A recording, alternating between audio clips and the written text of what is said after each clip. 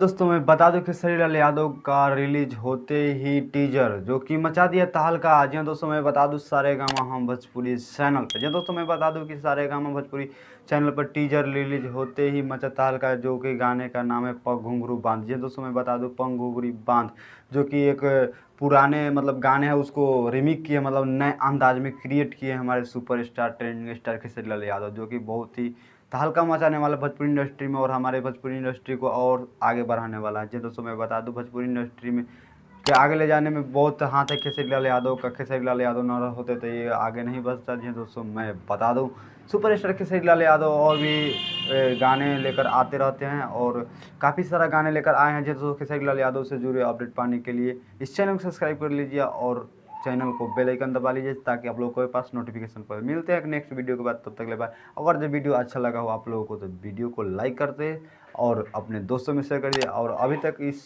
गाने का टीजर नहीं सुने तो जाकर ज़रूर सुने, जिसका गाने का नाम है पग घुंघरू बांध। जी दोस्तों ये सारे गामा हम भोजपुरी पे आप लोगों को मिले।